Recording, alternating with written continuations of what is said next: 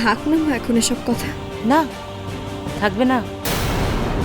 আগের বার উনি অনেক কথা বলেছিলেন আমাকে, আমরা নাকি তোমার যত্ন নেই না। তো উনি নিজে চোখে দেখুন, দেখুন দুপুরবেলা এসেছেন, অতিথি মানুষ, গেরস্তের বাড়িতে খেয়ে যেতে হয়। আপনার মেয়ে যা খাচ্ছে আপনি ওনার খেয়ে যান।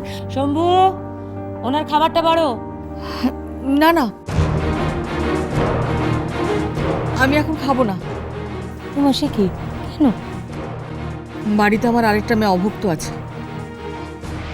সে ব্যাপারে আমি আর কি করতে পারি? আপনি ওকে এই বাড়িতে ফিরিয়ে আনুন। আমি চাইলেও বাড়ি যা তোকে আর মেনে নেবে না।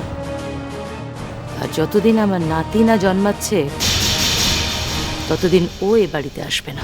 এটা ওর উপর অত্যাচার করা হলো না? দেখুন, আমার বাড়িতে আমি কি করব না করব তার কৈফিয়ত আমি কাউকে দিই না। দয়া করে এ ব্যাপারে কোনো কথা বলবেন না। কিন্তু ও তো আপনার বাড়ির বউ, দুজনের মধ্যে এত পার্থক্য কেন করছেন? খুব স্বাভাবিক কারণে। আমার এই বৌমা আমাকে একটা নাতি দিতে চলেছে, ওই গর্ভে আমার বংশধর রয়েছে। আচ্ছা, আপনি এত নিশ্চিন্ত কি করে হচ্ছেন বলুন তো যে আপনার নাতি হবে? হতেই হবে, হতেই হবে। আমার বৌমা জানে।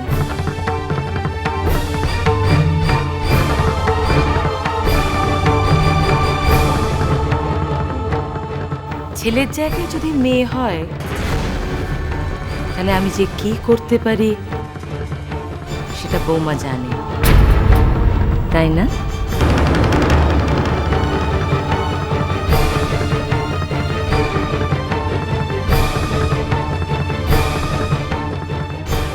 যাকে, আপনি মেয়ের সঙ্গে গল্প করুন, আমি আসছি। তুই এইভাবে টুপুরের ঘরটা ভেঙে দিলি? মা, আমি মা, আমি আমার কোনো সন্তানের ক্ষতি কি দেখতে পারি? তুই এইভাবে ওর ঘরটা ভেঙে দিলি? তুই প্রতিশোধ নিলি না? প্রতিশোধ? ও তোর ক্ষতি করতে চেয়েছিল, তাই ওর ঘরটা তুই ভেঙে দিলি? কি বলছো কি মা? ঠিকই বলছি। হাতের 5টা আঙুল সমান নয়, কিন্তু মায়ের কাছে প্রত্যেকটা সন্তান সমান। তুইও যেমন আমার মেয়ে, ও আমার মেয়ে। আমি ওর কষ্ট সহ্য করতে পারছি না। তুই এটা ভালো করলি না, একদম ভালো করলি না। আর আমি তোকে বলে যাচ্ছি, টুপুরের যদি কোনো ক্ষতি হয় তাহলে আমি তোকে আর তোর পিসি শাশুড়িকে কখনো ক্ষমা করতে পারবো না, কখনো না। মা, মা শোনো, মা। বৌমা, খাওয়া দাওয়া শেষ হয়ে গেলে এই আয়রন টনিকটা খেয়ে নেবে, কেমন? মা যে চলে গেল, এখন না তুমি তোমার মা বাবা ভাই বোন সবার কথা ভুলে যাও। তোমার জীবন এখন একটাই লক্ষ্য, একটা সুস্থ সন্তানের জন্ম দেওয়া। তার জন্য যত সেবা দরকার আমি করবো বৌমা। শুধু একটা কথা মনে রেখো, নাতি চাই আমার, নাতি।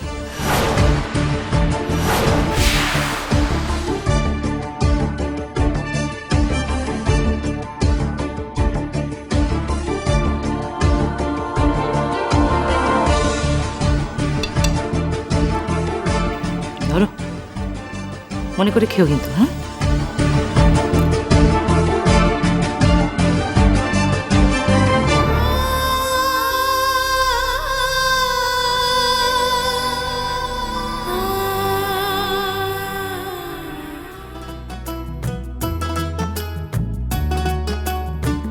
পুটি, কি করিস? আমি মানে ওই একটু পায়েস করব ভেবেছি, আর একটু পোলাও করব। কার জন্যে? ওই যে তোমাদের বাড়ির ছেলে আসছে, তার জন্য। তো ভালো ভালো, তবে আসছে কি? মানে আমার কেন মনে হচ্ছে সে আসবে না রে, আসবে না। কেন আসবে না? কেন? মানুষের মন বড় বিচিত্র, বুঝলি? বড় বিচিত্রই মানুষের মন রে মা। আমার কেমন যেন মনে হচ্ছে আমাদের বাড়ির ছেলেটা না ওই মেয়েটাকে প্রচন্ড ভালোবেসে ফেলেছে। কি বলছো কি তুমি? ও আসবে না? না, আসবে না মানে? এই পয়লা বৈশাখ আমাদের আশীর্বাদ হবে। বুঝিস ভালোবাসা কাকে বলে? এই যে আমি এই যে পোশাকটা পরে আছি দেখছিস, এই পোশাকটা পরে আমি মনে মনে বিশ্বাস করতে শুরু করেছি যে আমি গঙ্গাপুত্র ভীষ্মের প্রেমিকা। তাই এই পোশাকটাকে শরীরের সঙ্গে আষ্টে পৃষ্ঠে জড়িয়ে নিয়েছি। ঠিক তেমনি ভাবে ওই বৌমাটি আমাদের বাড়ির ছেলেটাকে না আষ্টে পৃষ্ঠে বেঁধে ফেলেছে। সে বাঁধন কেটে আসতে পারবে না রে। আসা যায় না, যত আসতে চাইবে তত আরো জড়িয়ে পড়বে, একেবারে আঠার মতো শিখতে যাবে, আঠার মতো। কিন্তু কাকিমা তো কথা দিয়েছেন যে আমাদের বিয়েটা হবে। ও পিরিতি কাঁঠালের আঠা, সে আঠা লাগলে পরে ছাড়ে না। গোলে মালে পীড়িত করো না, গোলে মালে পীড়িত করো না।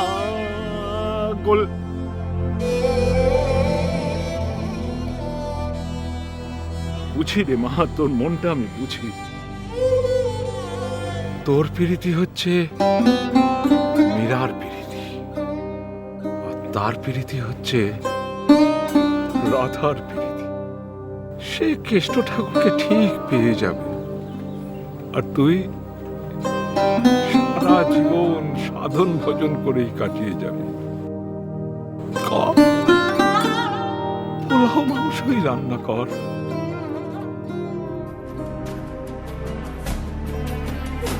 না, কিছুতেই না, কিছুতেই না। আমি মীরা হতে চাই না। আমি মীরা হতে চাই না। আমি মীরা হতে চাই না।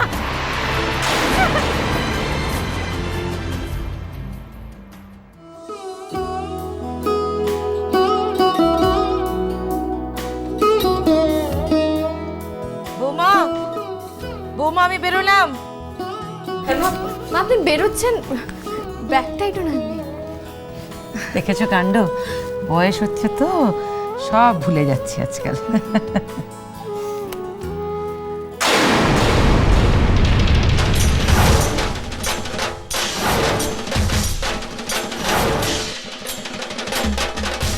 তুমি কেমন আছেন পিসিমা? ভালো।